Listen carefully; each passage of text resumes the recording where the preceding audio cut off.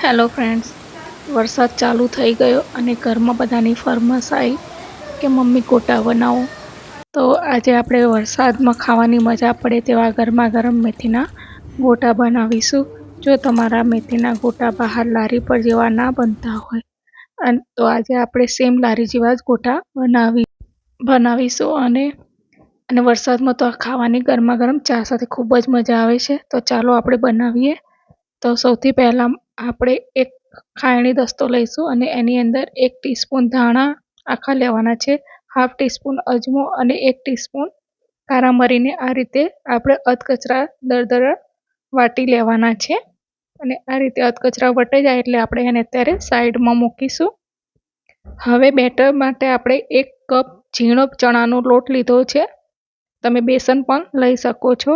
હવે એની અંદર આપણે 2 ચમચી ચણાનો જે કરકરો લોટ આવે છે, જે મોહનથાળ કે મગજમાં વાપરીએ છીએ એ લઈશું. ત્યારબાદ અહીંયા 2 ચમચી ખાંડ એડ કરવાની છે. એ આપણે ધાણા કારા મરીને અધકચરા વાટેલા હતા એ લઈશું અને 1.5 ટીસ્પૂન જેટલા મરચાં લઈશું. અહીંયા મરચાં તમે તમારા ટેસ્ટ પ્રમાણે લઈ શકો છો.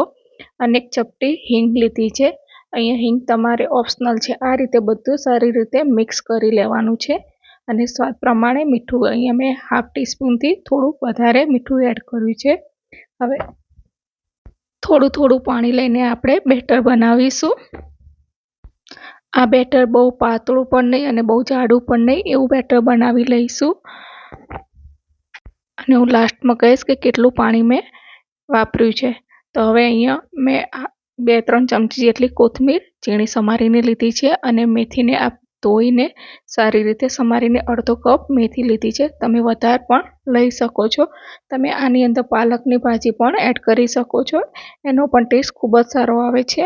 અને આ રીતે એકદમ સારી રીતે મિક્સ કરી લઈશું. હજુ અહીંયા મને બેટર થોડુંક જાડું લાગે છે, તો બીજી 2 ચમચી જેટલું પાણી આપણે લઈશું અને બેટરને આ રીતે સારી રીતે મિક્સ કરી લઈશું. તો આ પ્રમાણેની આપણી બેટરની કન્સિસ્ટન્સી રાખવાની છે. અહીંયા ગોટાને સોફ્ટ અને જાળીદાર બનાવવા માટે 2 ચમચી દહીં એડ કરીશું, જેના લીધે આપણા ગોટા સરસ બને છે.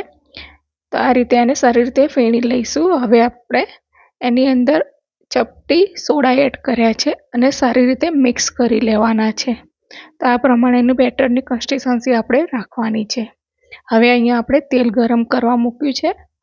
અહીંયા તેલ ગરમ થાય એટલે આપણે એની અંદર ગોટા ઉતારીશું. તો તેલ ગરમ થઈ જાય ત્યારે એની અંદર 1 ટીસ્પૂન જેટલું તેલ લઈ અને બેટરની અંદર એડ કરીશું અને બેટરને સારી રીતે ફેટી લેવાનું છે. તો આ પ્રમાણે ફેટી લઈશું. હવે આપણે તેલ ગરમ થઈ જાય એટલે ગેસ ઉપર ગોટા ઉતારવાના છે. અહીંયા ગેસની ફ્લેમ એકદમ મીડિયમ રાખવાની છે અને મીડિયમ ફ્લેમ ઉપર જ આપણે ગોટા ઉતારવાના છે. અહીંયા ગોટા તમે તમારી સાઈઝ નાના મોટી એ પ્રમાણે કરી શકો છો. હું અહીંયા મીડિયમ સાઈઝના ગોટા ઉતારી રહી છું. તો લગભગ 1-2 મિનિટની અંદર આપણા ગોટા તરીને ઉપર આવી જશે. તો આને આપણે પલટાવી લઈશું અને ફક્ત 2-3 મિનિટની અંદર જ આપણા ગોટા એકદમ સરસ તરાઈ જાય છે. તો તૈયાર છે એકદમ વરસાદમાં ખાવાની મજા પડે એવા એકદમ ગરમા ગરમ ગોટા. તો આ ગોટા એકદમ ફૂલેલા અને બહારથી ક્રિસ્પી રહે એવા બન્યા છે અને તેલ પણ એકદમ ઓછું છે. તો આને આપણે ચા સાથે ગરમા ગરમ સર્વ કરીશું અને તમે આ રીતે બનાવશો તો ખાવામાં પણ ખૂબ જ મજા આવશે. તો તમને મારી આ રેસીપી કેવી લાગી એ કોમેન્ટમાં જરૂર કહેજો. અને હજુ સુધી મારી ચેનલને સબસ્ક્રાઈબ ના કરી હોય તો સબસ્ક્રાઈબ કરજો અને બાજુમાં આપેલી ઘંટી દબાવજો, એટલે રોજ નવી રેસીપીના નોટિફિકેશન આવશે. તો મળીશું એક નવા વિડીયો સાથે. બાય.